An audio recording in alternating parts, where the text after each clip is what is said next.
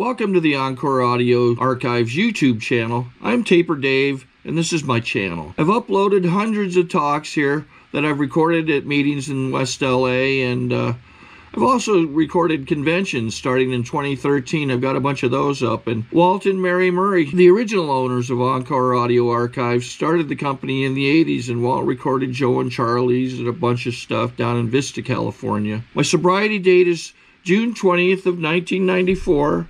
I hope you find something you like, so please like and subscribe to my channel and comment down below. If you want to hear something that I don't have or that you don't see, I'll see that I get it. Anyways, take care and have a great day if you want to.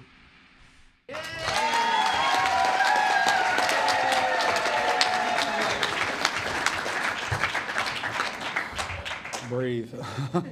Hi, I'm Mike Crawford. I'm a grateful alcoholic.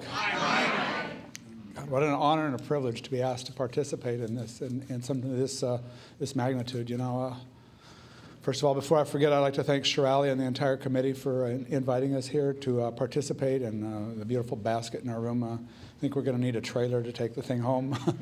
God, I'm just overwhelmed. You know, it's an unbelievable honor to be up here because, you know, this is a room full of my heroes. And today my heroes are in Alcoholics Anonymous and Al-Anon. And the kind of heroes I had before I got here were a whole lot different. And I hope to share a little bit about that with you. Oh, boy, I got to breathe a little bit. This is scary. I'll get through it. You know, I'm really grateful to be here. I'm one of those that, you know, I can't blame my alcoholism on any of my upbringing. I was born and raised in I kind of like to refer to it as a Leave It to Beaver family. You know, my dad worked. My mom was at home when I came home from school and baking cookies and doing all that stuff. And there was no arguing going on in our house, and there was no alcoholism. And, you know, and it was a very loving family, but I just didn't fit in. I just never fit in. I never fit in anywhere I was. And, so, you know, I can't blame my family for my alcoholism because, like I said, it was a very normal family. And we took long vacations together, and we did a lot of stuff as a family, but I just never felt like I fit in from early back as I can remember. Growing up in school, I just never fit in. I didn't fit in until I got in, really fit in until I got into Alcoholics Anonymous. But kind of make a long story short, when I got to be about 17 years old is when I had my first drink. And it was at a wedding, and they were serving cold duck. And it was at my then girlfriend's parents' house. And I remember getting a couple of glasses of cold duck poured for me, and then anything that you left on the table was mine too. And I don't know how many I had, but I do know that night was the very first time I really drank, and I drank myself into what I know now as a blackout, because I don't remember most of the evening. I was told about it a lot later, and told about a lot of things a lot later that I wasn't too proud of. Oh, boy. Heart's still racing here. It'll slow down in a minute. Should have followed Bob's advice. Bob told me, just have a couple of nips before you get up there. Would have had a little bit different story then. And then Yvonne says, remember, we're all just naked sitting out here. I thought, then I'd really not be able to concentrate. Oh, God. Anyways, get back to the story here. You know, my drinking didn't get any better from there. You know, I didn't do a lot of drinking for a couple of years after that. But then I ended up marrying that high school sweetheart, which is interesting that lady was a twin. Today I'm married to a twin. I kind of like to do the same things over and over again. No more twins. But, you know, this is my high school sweetheart, and we ended up getting married and setting up house, and the drinking started a little bit then. You know, the neighbor guy came home from work and drinking a 6-pack of beer, and he'd invite me over for a drink. And I started to drink that beer now and then when I come home from work, and it started to be not enough. And excuse me.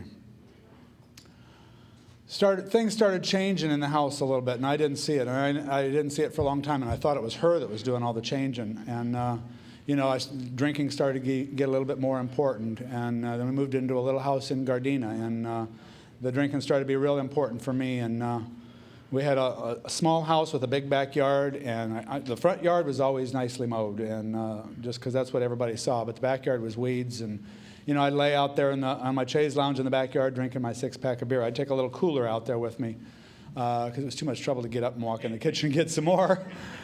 And I'd sit out there in the backyard and just drink drink until it was gone and go back in the house and load up some more while she sat in the house with the kids and watched TV. And I didn't enjoy. I really liked drinking in the bars. I don't know what it is about the bars, whether it was the smell, the action, or whatever. I just didn't like drinking at home, and I liked to drink in the bars. But and I did that from time to time. But it seemed like every time I wanted to go to the bar and drink with my buddies, she'd give me this third degree about well, where are you going, who you going with, when you coming back. Well, I was always going to the little neighborhood bar around the corner where you could drink a pitcher of beer really cheap, and wasn't going with anybody, and I'm going to come home when the bar closes is usually what it was, And anyways, this one day I came home from work, and I just needed to go out and drink. I needed to get out of the house and drink, but I didn't know that's what was going on inside of me, And came home and something wasn't right. I think the kids' toys were on the floor or whatever. Something wasn't picked up in the house, and I went ballistic, and I started yelling and screaming and throwing things. We had this big argument. And I stormed out the door and went to the bar and closed the bar up that night. And took me a couple more times and realized that was kind of what the trick for me to get out and drink the way I wanted to drink is just pick a fight. So we started having a lot of fights, a lot of yelling and screaming coming in the home. I'd come home from work. I worked for the phone company, and I also found out that in my office, I could stretch this half-hour lunch that I was supposed to take into an hour and a half and get away with it. And I'd go out and drink during lunch and then come home, and I was tired, and I'd take a nap and then get up and start the fight and head out to the bar. And we started having a lot of fights. And I'm not proud of it. I had 2 little kids in that house, and they had to listen to a lot of that. I remember one particular instance that we were fighting and screaming and yelling, and the front door was closed, and my neighbors down the street that had alcoholism going on in their own home heard the yelling and screaming from 4 houses down and came down to rescue my kids because they said, your kids don't need to listen to this crap. And that's what I put my kids through. And so there was a lot of this yelling and screaming going on. And I remember a lot of times we used to take off to Apple Valley for the weekend because that's all we could do. My parents had a little cabin. We'd go up to Apple Valley for the weekend, and we'd get in the car, and we'd start getting out of town, and I'd fire up the joint and get the bottle of beer and drink and smoke all the way up there, going over the Cajon Pass at 90 miles an hour, drinking and smoking pot and not giving one iota to my kids and my wife's well-being. And anyways, we started just doing a whole lot of fighting. And there came a time when she finally had enough of it. And I came home from work one day, and she had says, we need to talk, and sent the kids off to the neighbors. And she said she'd had enough. She says now that she had enough of my drinking. I don't recall her saying anything to that effect, but she said she was done. She was absolutely done. And I was devastated, and I remember once again I stormed out of the house that night and went to the bar and closed up the bar. And this is I don't know that I conveyed it to you, but as early back as I can remember as a kid, my self-esteem was absolutely in the toilet. I didn't, I had no self-esteem whatsoever, and I married the first girl I ever dated, and so I felt really unworthy. I figured, she's leaving me. I'm doomed to be alone the rest of my life. That's it. I'm just going to be alone the rest of my life. And anyways, I went to the bar that night and closed up the bar and left the bar and drove down to Hermosa Beach and parked my car and sat on the sand for a while, just contemplating what was going on in my life, and just decided I was miserable, I was unhappy, I was going to commit suicide. And I started to walk out in the ocean. I was going to just swim out there and, I don't know, just quit paddling, I guess. I don't know what I was thinking.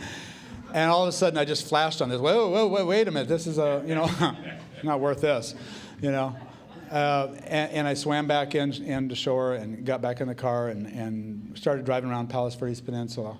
And all of a sudden I saw these flashing lights on my rearview mirror, and I didn't really think too much about it. They pulled me over, and I thought I was straightening out the curves. They didn't see it that way.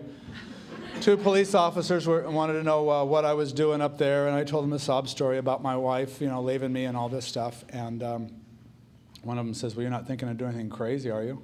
They didn't realize I was still a little wet from the waist down from being out in the ocean, sand all over my feet and all this stuff. But no, I said, no, I wouldn't do that. And they asked me how much I'd had to drink, and I said, a couple of beers.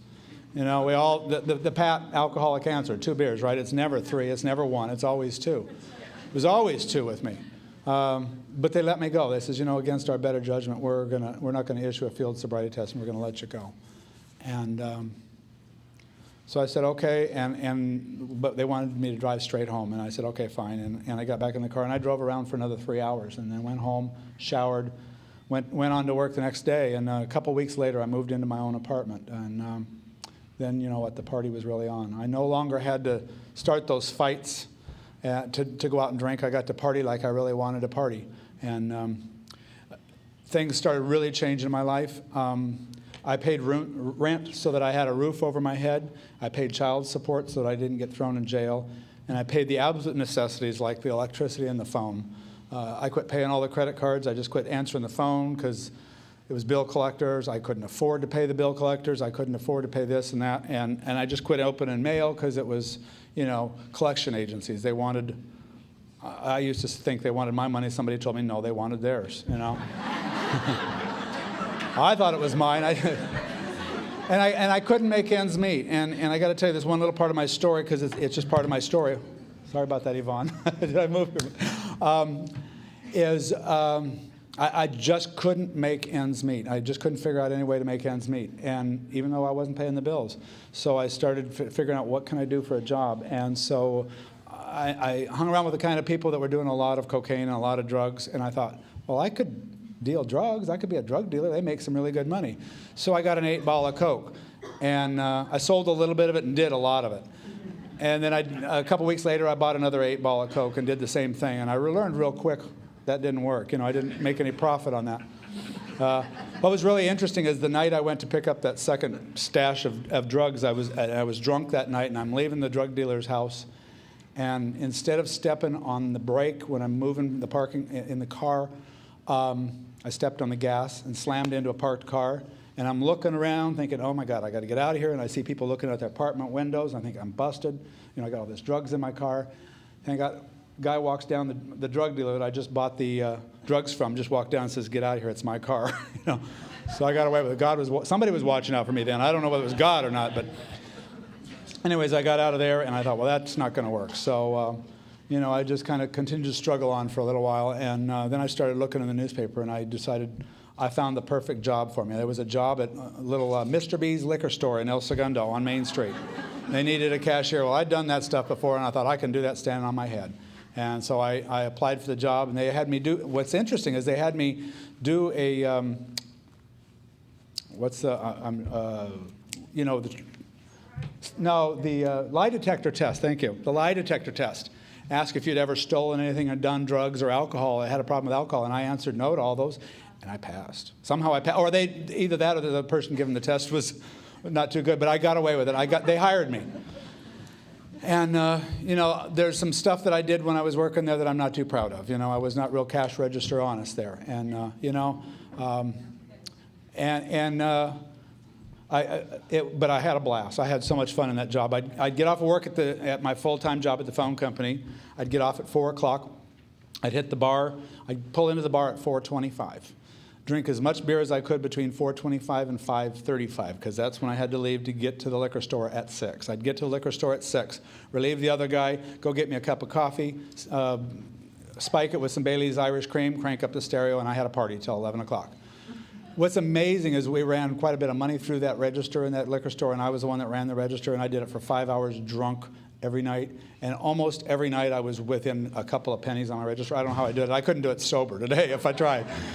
But, then I'd get off there at 11 o'clock, close up the liquor store, lock everything up, head back to the bar, close the bar up till 2 o'clock, go home, pass out, get up the next morning and do it all over again. It started getting really hard to get up and make it to work. I started getting phone calls from people that work next to me. Mike, get your butt down here. They don't realize you're gone yet. They don't realize you're missing. Get your butt down here. People started saving me. And It just wasn't enough. I had more flat tires and stolen batteries and all this than anybody in my office. You know, I was always had an excuse.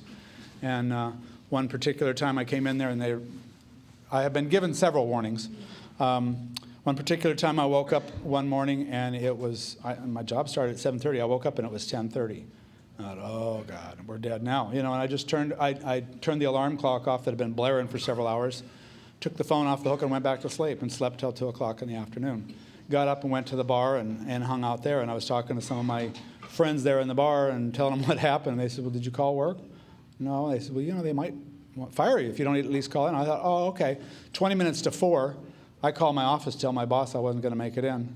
And yeah, she said, well, don't bother to come in for the next couple of days. You're suspended for 3 days. When you come in, we're going to talk to you with the second level supervisor. So we do that, and I come in and 3 days later and talk to the second level. And, you know, they told me, you know, Mike, when you're here, you're really a great worker, but you're really having trouble getting here. My second level supervisor made an offer to me. He says, you know, what does it take to get you here on time? He says, I get up at 6 o'clock. How about if I pick up the phone and call you and wake you up every morning? I mean, he was willing to do that for me. He says, no, I'll be fine.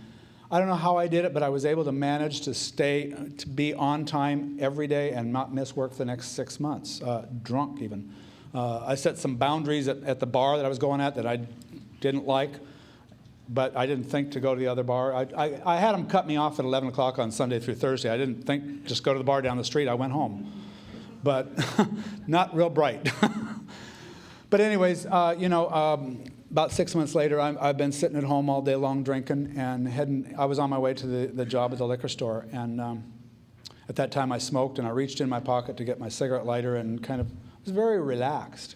And kind of wandered over into the next lane next to me. And in my blind spot was the El Segundo police officers.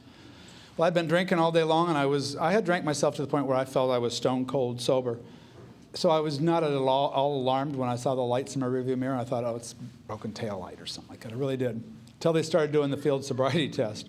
And I realized they don't do that for a broken tail light. And then, you know, then they finally says, Mr. Crawford, you're under arrest for drunk driving.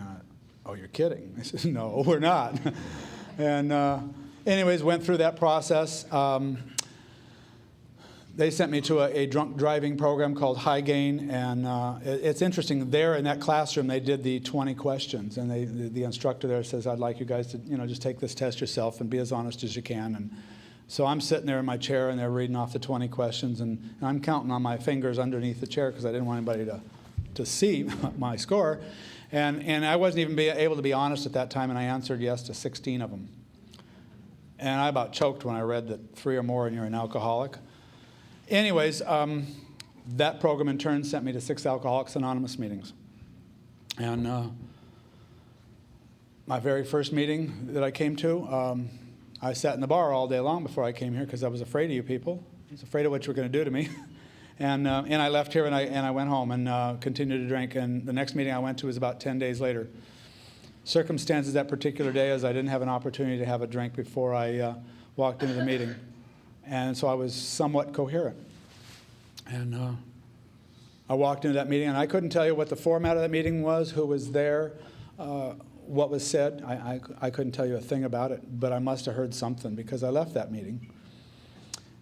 And I left it, and I went to the bar that I normally went to. And Dave, you're going to hear it again. He says, I say this every time, but it's my story. I went to that bar, and I always drink a pitcher of beer. It's always on my, you know, on the bar when I get there. I walk into sit on my bar stool, she's got the pitcher of beer up there for me when I get there. And I flag the bartender down, says, no, just give me a bottle of Bud. And I'd never ordered a bottle of Bud in my life, and I'd never had just one drink.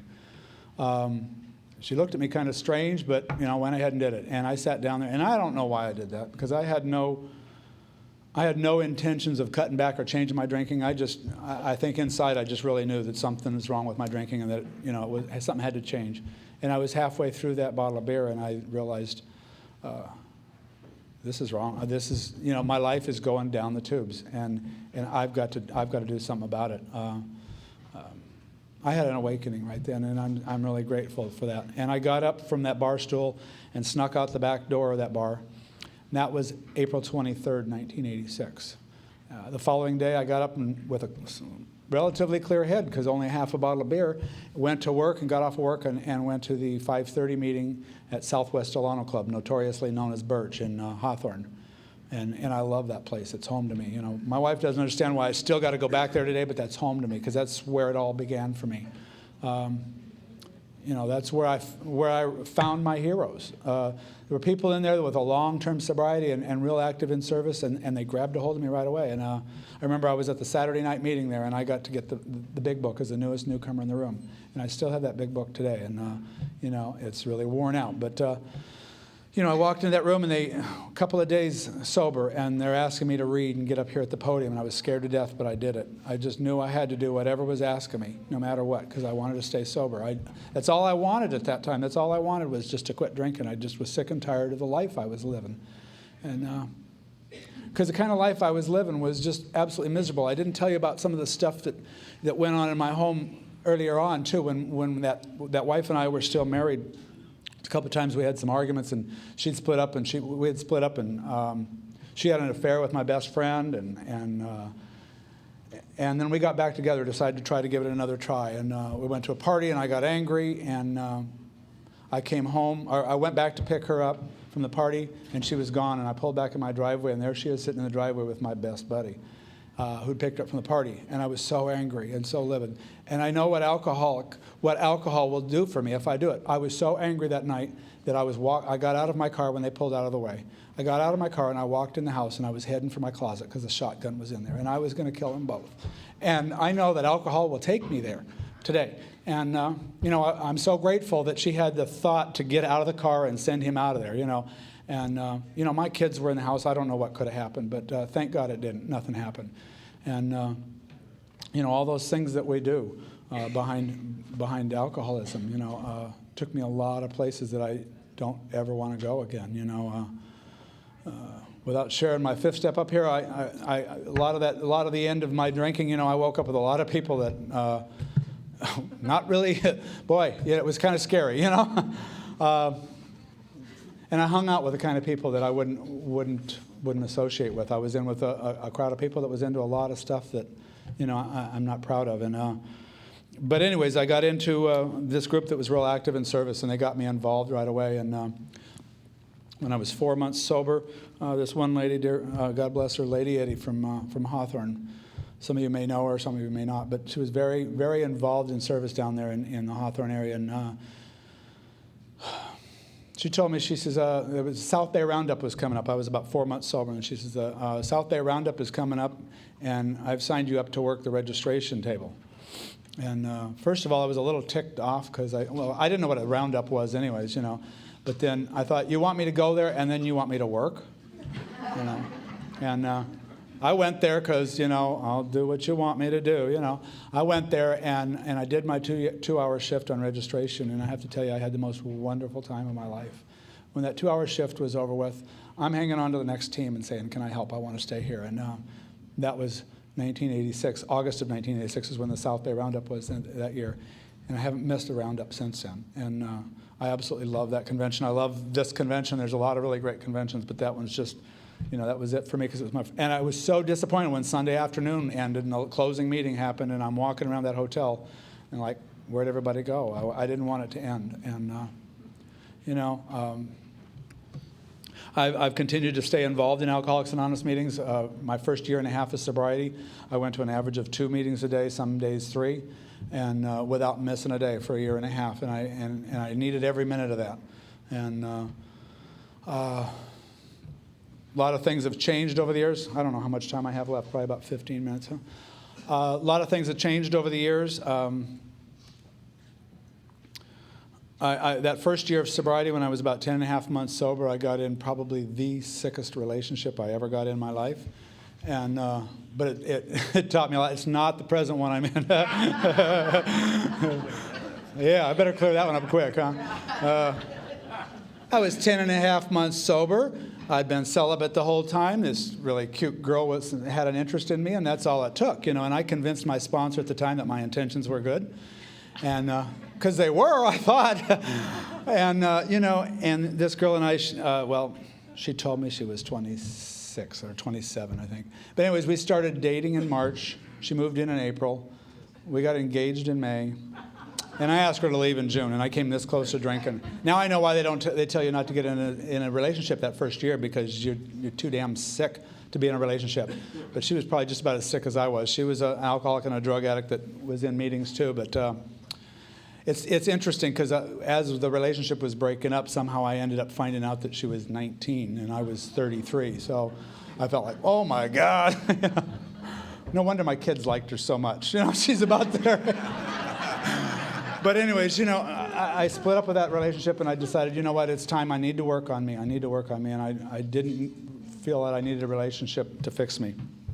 And I finally did a fearless and thorough 4-step, because I hadn't the first time. The first time I left all the good stuff out, the stuff that we're not going to tell anybody. And my sponsor knew it. When I finished doing that 4-step with him, he says, or the 5th step rather, he says, I need you to go back and write on this, and you write on the sex, and all that, that juicy stuff that we're not going to share with anybody. I thought, I don't know how he knew that I left that stuff out. Probably because there was total lack of a lot of it, And we all have that stuff. We all have those stories. And so I finally got fearless and thorough and wrote all that stuff down. And I called him. I was on a retreat down at Mission San Luis Rey when I did it. And I called him and I says, when I get home on Sunday, I need to share this with you. Because I knew that if I didn't do that, I wasn't going to share it. I just wasn't going to let it go. And so Sunday evening, I drove over to his house. And on the way to his house, I know I wanted to turn around probably a dozen times, but I went ahead and did it. And I shared all that stuff with him.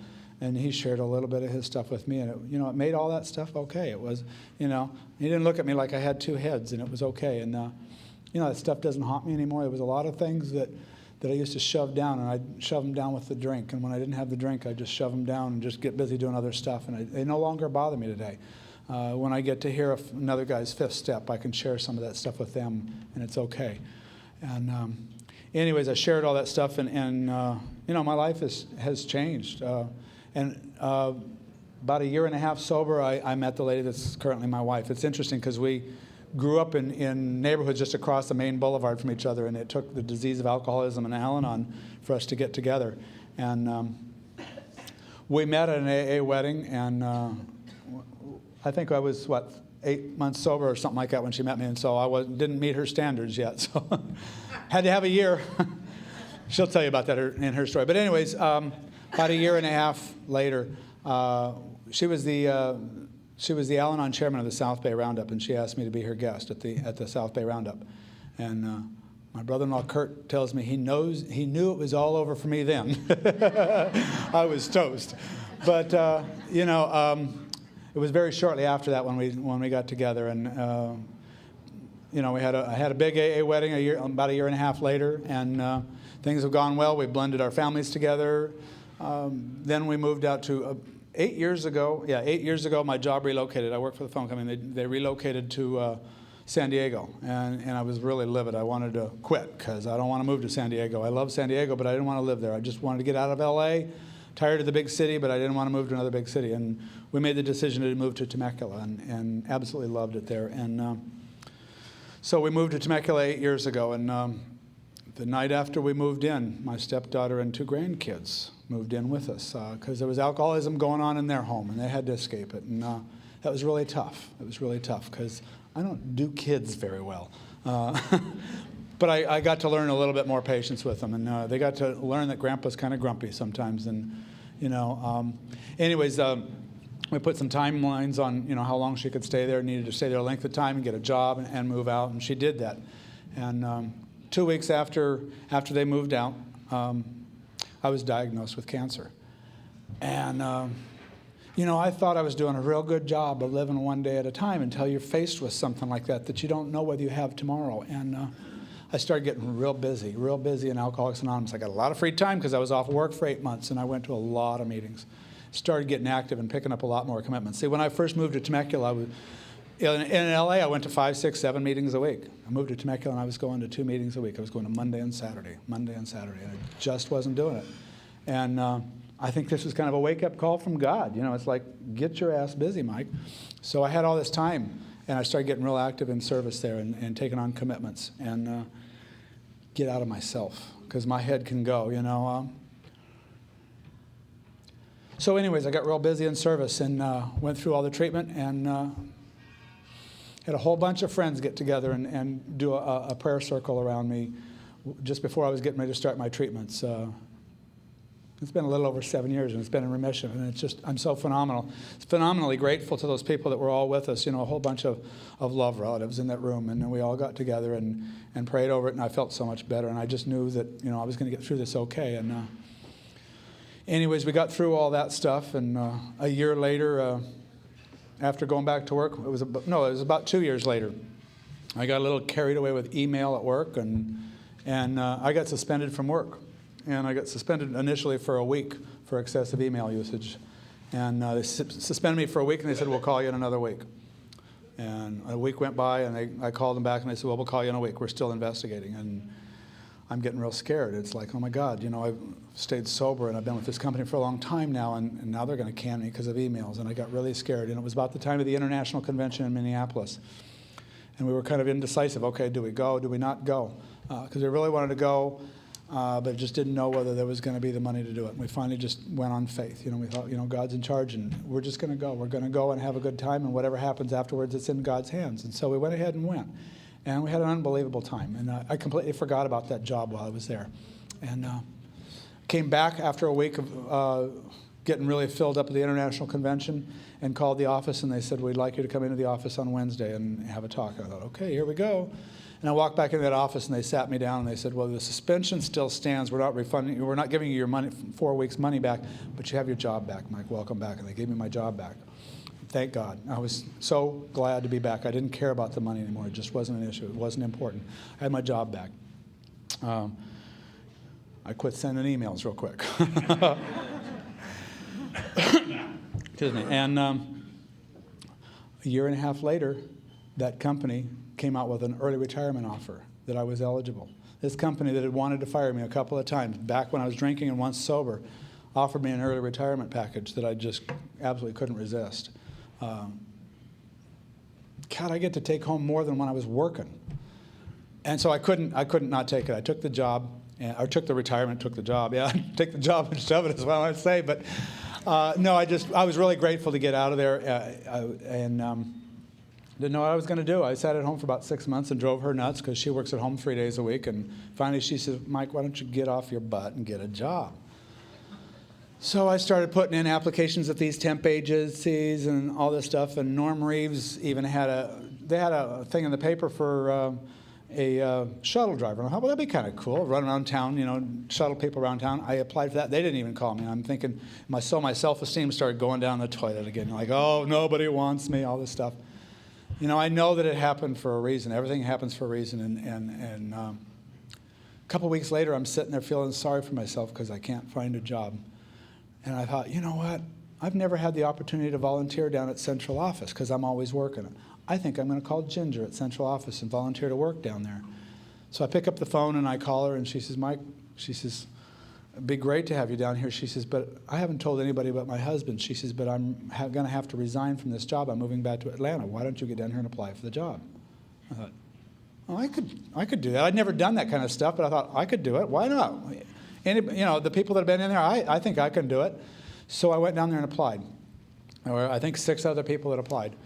And I have to tell you that if I would have been sitting in the group of people that were interviewing those other people that would apply, there's at least 2 other people in there that I would have hired ahead of me because I felt that they were more qualified. But the board made the decision, and they chose to hire me. They said, we'll let you know in a couple of days. They called me an hour later while I was in the movie theater because I didn't know what to do. I thought, well, I'll go to the movies. And they called me and said, we'd like to offer you the job. So I've been doing that for almost 2 years. And I have to tell you, it's the most rewarding job I've ever done in my life. I get to work with alcoholics all day long every day and get paid for it. There's days when it's stressful, and I think, oh, God, I don't think I can take another day of this. But, then the next day you go in there, and it's so rewarding. One of the most rewarding parts of it is and this happened more than once, where, say, a volunteer doesn't show up, so I pick up the phone, and I talk to somebody, and I tell this person or this person about him, oh, there's a good meeting over here on Wednesday night, or one over here on Friday night. Somebody brand new looking for an AA meeting, and you see them walk in the room. 30 days later, you get to see them take a chip. And maybe there's one particular girl I remember, and a year later, I got to see her take a chip. And just knowing that you had some little part in that, you directed them to the right spot, and they ended up getting a little bit of what you got. And I think I'm getting near my time. The other most rewarding thing that I have in my life today is in the guys that I sponsor. There's one guy in particular that I've sponsored since before he got, so he was one of those that was in and out a lot. I'm really fortunate that I didn't have to do that, but he was in and out a lot. And I sponsored him for several years while he was going in and out, and I just didn't give up on him. I'd go over to his house every Monday night and pick him up for the Monday night Heart of Temecula meeting. And there was days when he'd walk out to the car, no, I don't want to go. He'd come up with this excuse, that excuse. And I said, David, just get in the effing car. I don't know where I'd heard that. I found out years later that I heard it from Cliff, who's my sponsor. And I just said, just get in the effing car. So we get in the car and we go. And a little over 6 years ago, he finally got here and has stayed here ever since. And it's just really rewarding to be a part of that. And he's now sponsoring a couple of guys. And, you know, I get the opportunity to sponsor a bunch of guys in Temecula, and it's really rewarding. Probably the absolute best thing in my life is, you know, I've got a wife that loves me. I've got a wife that has never seen me drink. I've got 2 grandchildren that have never seen me drink. A mother that's proud of me. A sister that's proud of me.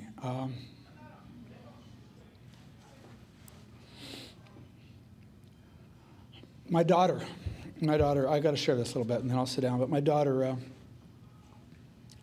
is going through some health issues. And she just called me yesterday to tell me about some of this news. She's not real sure what's going on, but there may be a possibility that she may have a tumor, and she's not sure. But she knew because of what I'd gone through, she could call me. And she called me the other day to tell me about this. And you know, we talked for probably a half hour on the phone. And then she called me back yesterday to tell me she's got to do some more specialist work, talk to a specialist and all this. And she says, Dad, I just want to tell you, I felt so much better after talking to you the other day. And it was just, you know, you guys gave me that. My kids couldn't talk to me before because I'd yell at them for everything they did. And, you know, you guys gave me the respect that my wife has for me, the respect that my grandchildren have. Everything that I have in my life today that's worth anything is a direct result of Alcoholics Anonymous and what you guys have given me. And I owe you my life, and I thank you for being here. Thanks.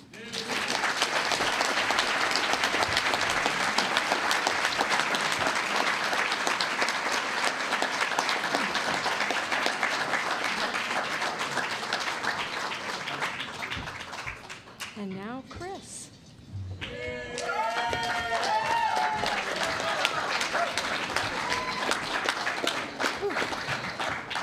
Hi, everyone. My name is Chris Crawford, and I'm a very grateful and enthusiastic member of Al-Anon. And I love alcoholics, drunk and sober. Too bad those guys left to go to the bathroom. I don't care. Anyways, I, too, would like to thank Shirley. My husband always touches me because he's just, you know, he's wonderful. And the life that we have today is a direct result of having sponsors, working the steps, and having a God in my life, you know. And I want to thank everybody that came literally from all over California. Carol came from up north, and I got them from Victorville, Laguna, Oceanside, and Pacific Palisades, you know, from all over, you know, just to be here for us. And, you know, it's in Hawthorne, Kathy, and Gardena, yes. My sister can't let me forget that. And anyways, and Kathy and I, you know, came in this program. I came in a little over 26 years ago. Now she's got 25. She wouldn't come in when I asked her to the first time. She'll never live that one down.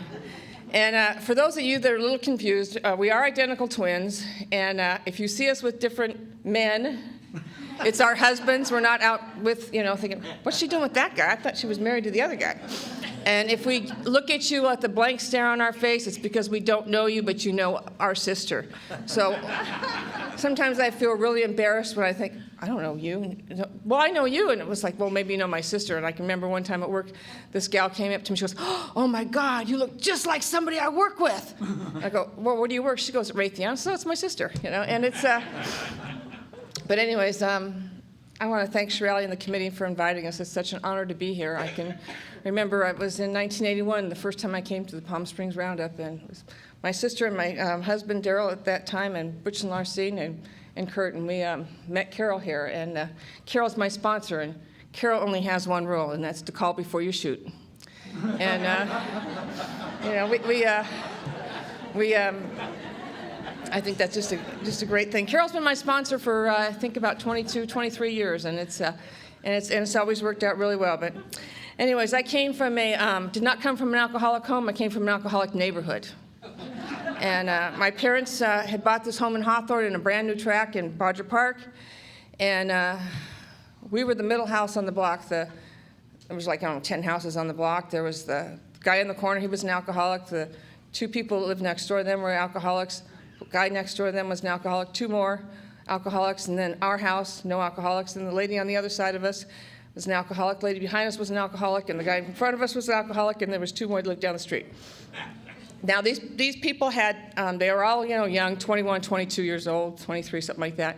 And they had these parties. And they had cocktail parties where they smoked and they had hot cocktails. And there was one guy there, Carl, who had, he was a construction worker, and he had that deep, deep, deep laugh that was just like, you just knew he was having fun. And I can remember whenever I would hear that laugh, it was like, and there was never any fighting going on, never any violence, never anything, they just looked like they were having fun. And, I'm attracted to that kind of behavior. I'm just attracted to living on the edge. And there was three of us that lived in the, three of us girls were all 20, Kathy and I, my sister's 22 months older than us, and then one of our cousins came to live with us because his parents had both died. And he was my first experience with seeing people with drugs and getting loaded, and I thought it was disgusting. And I can remember one time he spilled all of his girlfriend's Seconal pills on the floor, and my dad walks in, and my dad goes, "What are those?" And he goes, "Oh, those are Marianne's vitamins." And I go, "They're reds, I want to say that, and I want to think, but I got to live with this guy, so I know I got to keep my mouth shut." And anyways, my parents tried several things to get that guy into some type of recovery back. And that was back in the 60s, late 60s, where he didn't know what to do. And, they took all the stuff out of the trunk of his car. He had gotten busted for marijuana, took it out of his car and threw everything down the trash and sent him off to the Army, And anyways, I was in high school, and I met the man who I was my kind of like my first boyfriend, I guess you'd say. Yeah, we started, one girl wanted to date him, but I figured I wanted to conquer him. I was going to have him. And so I started, showing up in places where he was, and we started dating. And Daryl was a lot of fun. And I should have known that there was a drinking problem before I even started dating him. When he was 17, when I first met him, he was on restriction from being in a car accident where he had been drinking and had gone over a cliff in Palos Verdes. And but back then, if they didn't catch you in the car, he was out of the car, they couldn't charge him with any type of driving while under the influence. It was, he just got like probation or something like that. Anyways, and we started dating, we started drinking. We would go to the drive-in, and we'd go to the football games, and we'd have a couple beers, and it was a lot of fun. My parents were pretty much relaxed on us drinking. We were kind of like, I would say we were taught to drink, and one or two was all we did. And Daryl would like to do 5 and 6, and I would just have 1 or 2, and he'd have the rest. And, there was never a problem. We always had fun. And we kind of had agreed, or he never got down on one knee and proposed to me, but we just talked about getting married. And he was going to go off to, he joined the Air Force because he didn't want to get drafted. That's when they were doing the lottery back in 1968. And so he went off to Texas for the Air Force. And my mom and I decided we'd arrange this wedding, and I need to have a ring, and he's not here to get me the ring, so my mom and my dad and I, we all went down to the jewelry store and picked out the ring, and my dad set up the credit for us, and I picked out my ring, and my mom and dad and I, we went to Sizzler and celebrated my engagement without my husband, or my fiance. And anyways, and Daryl showed up for the wedding, and, back then, like Joan said, you got married, I was 18 years old when I got married, and after I got married, I attended a medical billing school, I received a scholarship in high school to go to the school for medical training, and so the first 3 months we were married, I was in school down here, and he was in Victorville. He got stationed in Victorville. You know, it's like see the world, see Victorville, you know. When you join the Air Force, you think you're going to see the world. And Victorville had a population of 3,000 people. There was no McDonald's there. I mean, I was the only one in town that had a shag haircut back then. And I was so alone. I was just so alone because it was, you know, I didn't know a soul. I was afraid. And we'd start having these, he'd be drinking with these guys, and I started seeing these personality changes. And then I would start seeing him sitting in the bathroom all night doing crossword puzzles. And I go, what are you doing? He goes, well, I'm constipated.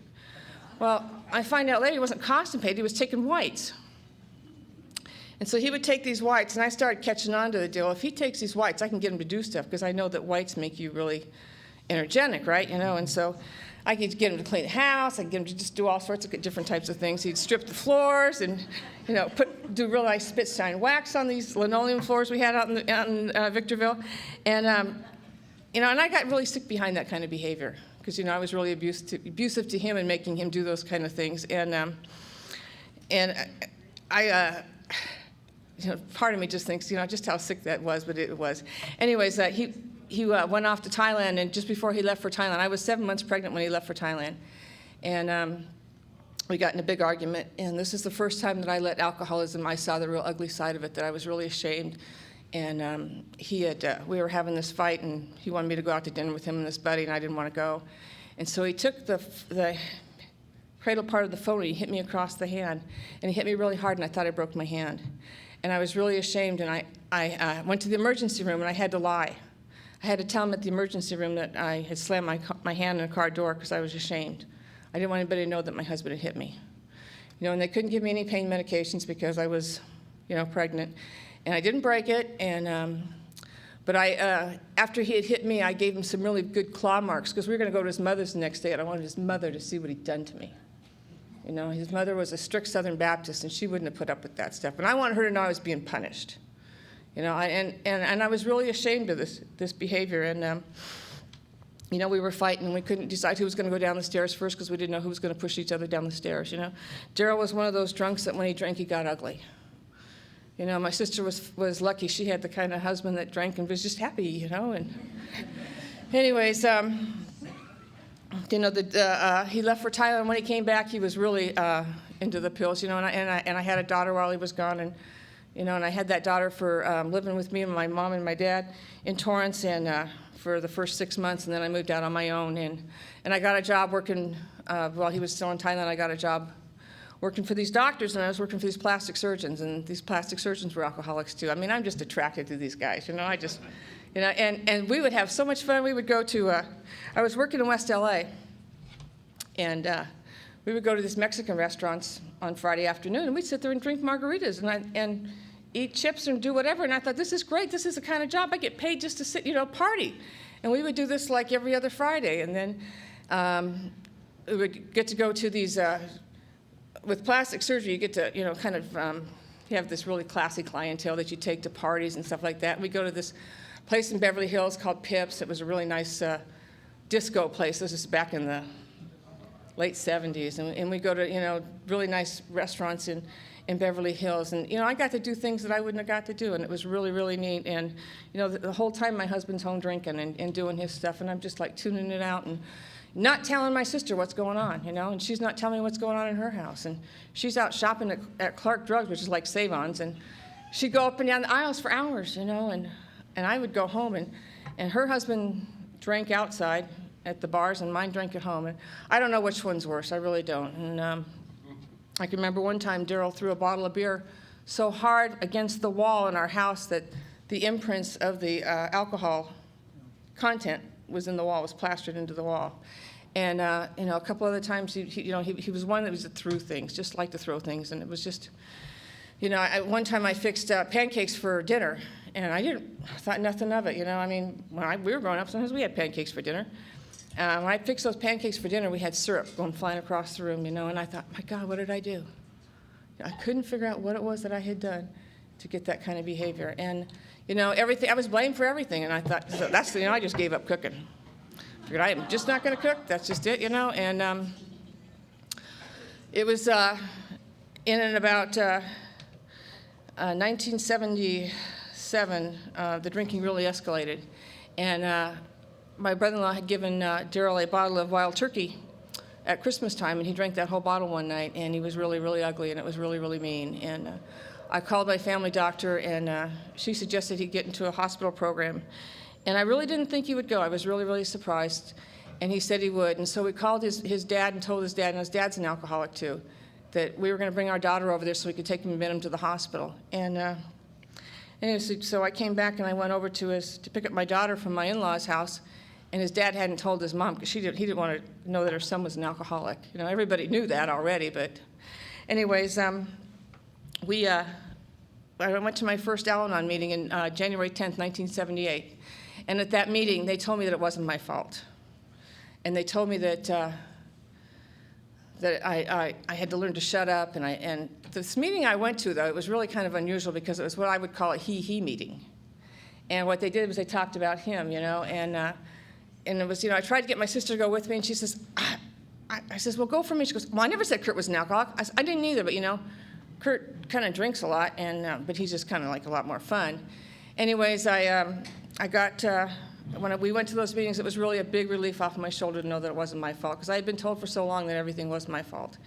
And Daryl went into that hospital program and quit going to meetings, but I continued to go to Al-Anon meetings. And 10 months later, Kurt decided he was an alcoholic, and Daryl 12-stepped Kurt into the hospital program, and you know, we started doing stuff together, and it was a lot of fun. You know, in 1981 we came to this convention, and it was a big deal, and it was, you know, I got to hear, first time I heard Hank Johnson, it was like, God, I could just relate so much. And you know, when he talks about those things, I just got the warm glow when he talked about the throwing up part, because when Daryl threw up, I just got the warm glow. It just felt so good, you know. And you know, and then when I got to hear Yvonne share, a couple years later, and Yvonne shared about how, you know, they couldn't get divorced because nobody could tell who wanted the kids, and I could relate to that. And she was the one that hit him. I was the one that hit him. You know, I mean, it's just all that stuff that goes along with alcoholism, and you know, and this whole time my parents are not saying anything about, you know, what's going on. We're hiding it really good. You know, we could do that really, really well. And anyways, some marriages that are made in sickness just don't survive. You know, and Daryl was a very, very verbally abusive person to me. And, you know, he's, to this day, he's been struggling for 26 years with his alcoholism. And I don't know if he's got any time today or not. You know, and there was one time where he'd been sober for, I guess it was 2 years, and it was right around 4th of July weekend. We'd been to the Palm Springs Roundup, and we came back, and he'd taken the dog's tranquilizers that the dog had for fireworks, because of the firecrackers. And I thought, you know, and I really got compassion, because I thought, man, this guy's got to take the dog's drugs. And it was it was just so sad. And after being married to Daryl for 7.5 years of his drinking, and 7.5 years of him trying to struggle to be sober, I decided that I didn't need to live this way anymore, you know, and I could be fully self-supporting with my own contributions. And I was very active in Al-Anon, and I was, he had a good job, and I just decided I just didn't want to do this anymore. And anyways, we separated, and I got really involved in service. It was in 1985, and I was on the committee for AFG convention. I was on the service board for Los Angeles County Central Office, and Carol got me really involved, and we started a singles panel, and we had so much fun. There was like 6 of us gals that had gone through either. One lady was widowed, and there was a couple of us that had gone through divorce, and some of us that had never been married. So we all went on the singles panel, and we did the singles panel together. And it was such a you know, a great sensation and a great feeling, you know. And you know, I had done my 4th and my 5th step, and I want to tell you about my spiritual experience, because I always forget I want to forget that part, because it's an unusual one. And I had done my 4th and my 5th step, and I had gone to this church that I really, really liked, and I had gone on Good Friday, and the topic was, you shall know the truth, and the truth will set you free. And it was the following week we had a terrific lightning and thunderstorm in Torrance, which we don't usually get. And I was babysitting my mom's Keeshond dog, and I had a Keeshond dog, and they're really, really sensitive to noise. And so I heard one of them hit the window in the kitchen. It broke. We had one of those doors that had the window in it. Broke that, and I had one of those alcoholic backyards that had all the mud and, you know, big yard, but just mud and and a patio, but no patio cover, and just, a tree, and nobody does the yard. And so I knew if I let these animals in the house that I would have an absolute mess. So I waited till the morning, and in the morning I went out there, sun's shining, it's beautiful, and I can't find any dogs. Now I had a collie at that time, Maggie, and I also had these 2 Keeshonds there. So I go out front, and I open up my front door, and there is this Keeshond, and he's huge. I mean, he is big. And I think, oh my God, my dog's been struck by lightning, and he looks like the hot dogs that pop when you cook them, And I really thought this dog had been struck by lightning. And what it was that it was a dog that, it was another Keeshond that came from Palos Verdes and came down Crenshaw Boulevard, turned left on Artesia and came down the first street, 7 houses down, and sat on my porch. Now, I don't know if Keeshonds talk to other Keeshonds and said, okay, you can stay here, this lady will take care of you. But it opened my mind to be able to realize that there's a higher power and that someone is watching over us and taking care of us. That's how I was able to open my mind, because I wasn't brought up in any structured religion. And I had a mother-in-law who was a strict Southern Baptist, and she thought that that's the way I should believe, And I had a hard time in the beginning with the 3rd step. And this lady named Ora told me, she goes, no, it's not your mother-in-law's higher power, it's your higher power. And so I was able to understand it. And this was when I was, coming to church and I saw this, and when this experience happened, it was so heartwarming, and it was such a feeling of, I'm okay, and I really did realize it was okay to love an alcoholic. And anyways, I swore that I would never get married again after Daryl left, and I was just going to be involved in service. I just had no intention. I was like 32 years old. I'm busy. And then, there was like into the 2nd year, and there's like all of us girls were doing the singles panel, and then my hormones started raging. And I think what it was like I think I was just getting horny. Your hormones change when you get in your 30s, and I think that's what happened. So anyways, we decided we would go trolling. Carol had given us some techniques on trolling. Carol had, been experienced. And anyways, there was like 8 of us once we went to San Fernando Convention, Valley Convention, and we sat in the hospitality room. We plopped ourselves like all at one table, like, here we are, And that looked really obvious. But, we had so much fun, and it was it was really a big deal. And then when Mike and I were at this AA wedding of this couple's, and I saw him, I thought, oh my God, he's so cute. Oh God. And then I found out he had 8 months sobriety. Well, my first, I had a list. When I was going to go out with somebody, this is the qualifications they had. They had to be sober 5 years. They had to have a steady job, not 1 to 2 years, but Mike had been with the phone company 13 years. I thought that was pretty good. And they had to be involved in service. Well, I started, pickings were getting a little slim, and so I had to lower my standard a little bit, and I had to go to somebody that, had 1 year sobriety. But, like Mike said, he went to 2 or 3 meetings a day, so I figured that justified he had a good foundation. And so I waited until, it was like 1.5 years, and I was having dinner at Spires with Kurt and Kathy one night, and I'm telling, God, I really want to date with Mike. And Kurt goes, Mike's got kids, and I don't care. And they go, well, we want you to go out with Pete. And I wanted to say, well, Pete's bald, but my brother-in-law's bald, so I didn't say that. I never told you that, Kurt, did I? And anyways, like Mike shared at the South Bay Roundup in 1987, Dave Barge gave me a ticket to invite somebody to the banquet, and so I did invite Mike, and that was a big risk for me, to go ahead and put myself out there and do that, and we started talking once we found out we were, I was a twin, and you'd been married to a twin before and everything, and then I had my girlfriend Dee and I, my trolling partner, had decided we were going to take our kids to Maui, so we took our kids to Maui that year, and like right after the roundup, and I wrote Mike a little postcard, hope to see you at the central office picnic. Hint, hint is what it was. So he shows up at the picnic, and my daughter goes up to him. She says, my daughter's like 14 years old, goes, are you Mike Crawford? And he goes, yes, I am. She goes, well, my mom's been carrying a picture of you all around Maui. And I wanted to die. And, my first instinct is to run. It's like, no, wait a minute, there's footwork involved here. You want to go out with this guy, you got to do the footwork. And so, we started talking and sharing and realizing that, we had a lot in common, and we could, have a lot of fun. And, like you said, we started dating. I started showing up where he was, is what it was. I showed up at a wedding where I knew he was going to be. Somebody invited me to go with him. I'll go. And I showed up at dances, and I did that kind of stuff, and we just started talking. And we found out that, we were friends first. And Mike loves me for who I am, for not who he wanted me to be. My first husband wanted me to be about 5'3" and 100 pounds. I haven't hit that since 5th grade, probably. And Mike knew when he met me that I didn't cook. And that was okay with him. It was okay. And when he proposed to me, it was just so neat because like I said, he married me for who I was. And we got married, and we had a wedding was a wedding that I'd always dreamed about. My first wedding was the wedding my mom wanted, and this was our wedding, and it was really neat because we had all our love relatives there. We had a few of our blood relatives, but we had all of our love relatives at that wedding.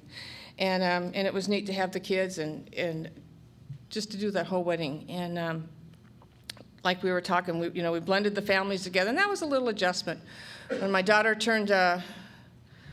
when Mike and I first got together, my daughter decided she wanted to go live with her dad because I wasn't giving her the attention she wanted. And when she did that, then her dad started using some cocaine again, so she came back and she lived with us. And then when she turned 18, she decided that she knew everything. How 18-year-old girls sometimes think they know everything, so she moved out.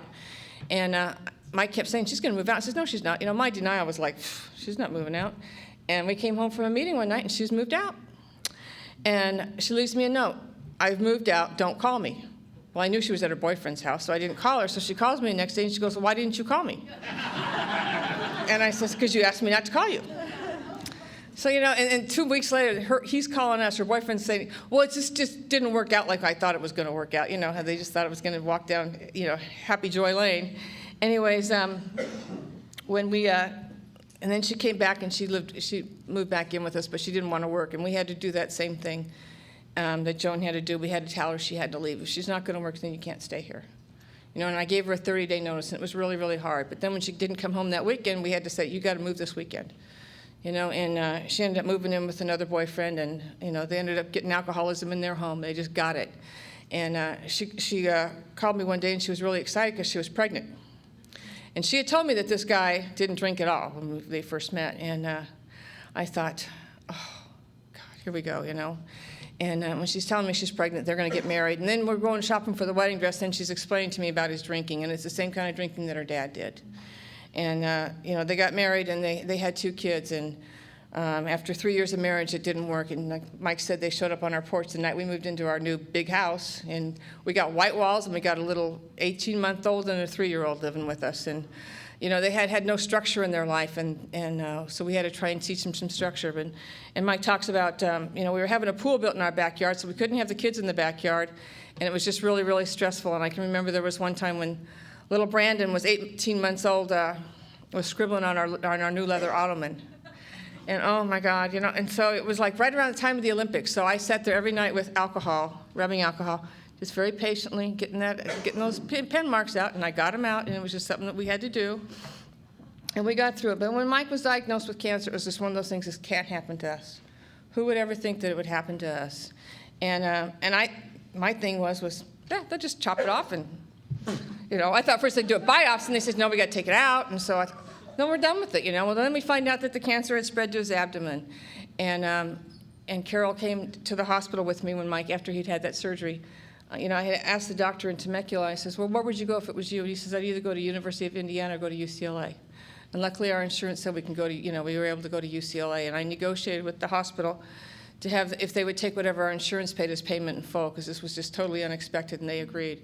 And then we found out that the cancer had spread to his lungs, too. And it was one of those things where you just think, just putting one foot in front of the other. And we had found out the cancer had spread just before the Southern California Convention. So we were able to go there, and we were able to be with people that loved us, because it was just so overwhelming, because you're just so shocked. You can't believe that this really happened, And we got cards from people. And everybody was there to support us. And then when we found out the cancer had spread to his lungs, Dave had a prayer chain going. And we all went, we're in a circle, and we all prayed. And one of those things, it was just like, we just knew, and I knew from page 449 of the big book, it says nothing happens in God's will by mistake. And I knew, and I never had any anger towards God, and I never had any fear.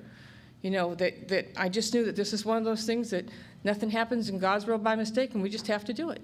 You know, and we had lots of days where when he was going through chemo that we just did it just for today. And, you know, there was a couple of days where Mike couldn't even take a shower. He was so weak from the chemotherapy. And so I was fortunate enough that I was working at home 3 days a week, so I was able to give him a shower and, you know, just get him put up so he could just lay down. And it was an experience that I know that only I could do it because I had a faith of God in my life. You know, and I didn't have that when I came into the program. I just didn't understand God, and it was just very, very, very special. And like Mike said, it's been 7 years that he's been cancer-free. And you know, it used to be in the very beginning we'd have this anxiety, you know, but now we're getting, the farther away it gets, the longer it seems. And you know, that first year, and Joan talked about having blackouts. I called them whiteouts. You know, where I can't remember what the things that I did, and you know, and when I was. When Mike lost his job, we thought he lost his job. You know, one more time, you know, God was with us and took us along the way and supported us. We went anyways. We didn't know if we were going to have the money. Somebody loaned us the money to go, but we didn't know if we were going to be able to pay it back right away. We didn't know what was going to happen. But one more time, we had God with us, you know, and it's just so important for me to know, to believe that I didn't used to have that faith, and to know that my faith today is so strong. You know, and like Mike said, the people that he sponsors, and you know, I have so much history with a lot of people in this room. You know, we go back, you know, 26 years with a lot of these people, and you know, all the conventions, all the marriages, all the divorces, and you know, all the kids, and the kids that are having kids, and it's just such a heartwarming experience for all of us. You know, and somebody showed up. I'm really kind of shook up because somebody showed up in this room, one of my best friends, and surprised me. I didn't expect her to be here, and she's here with her husband today, and it was just really special. And you know, Carol's here, and another lady that's really special to me, Tricia goes back. I met Tricia's mom at the South Bay Roundup probably 20 years ago, and Tricia's mom wouldn't give me the time of day. She was an alcoholic, didn't like Al-Anons.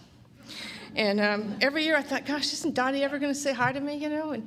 And almost a year ago, Dottie's daughter, Tricia, walked in the door of Al-Anon in AA. And now I sponsor her. And there's a lot of history that's involved. You know, there's so many years of the Roundup. There's so many years of just different, you know, we both worked in Torrance, and just stuff that's the same in our lives, that we have a lot of similarities, and we do a lot of stuff together. And we get into, you know, for a while there, she was driving to Torrance with me every 2 days a week, and we were having a lot of fun doing that, you know. And it's so heartwarming because we get to share all those stories and all that stuff that we've done, and, you know, things we've done together. And, you know, and the ladies that I sponsor, it's all very special because, you know, they're just warm to my heart. And to see them grow and to see how things change and how attitudes change. And I'm so overwhelmed right now because there's so many people here that I love. And I know that everything I have in my life today is a direct result of this program. You know, I have people that came out from, like I said, 100 miles away just to hear us and to be here to support us. And that's what I think is just so special, because there's nothing like it to love, to know that you're loved and that I love you as much as you love me. Thank you.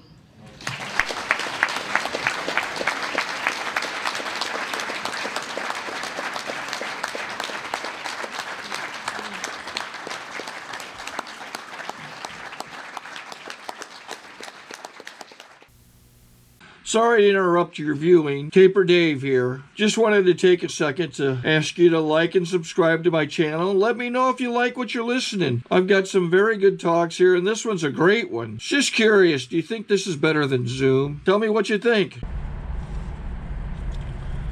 Okay, this is how I prepare my drone for launching. I like to do it inside the cab of my truck so I'm not standing outside in the weather. To install the joysticks for control, up and down, right and left, powered on. I have an Android phone that I use to connect it to the drone with. And it's actually controlled through the iPhone, through an app. Oops, wrong way. It's actually controlled through the iPhone, or through this Android phone through the app. It's actually controlled through the Android phone through an app, and you connect it through this short connection right here.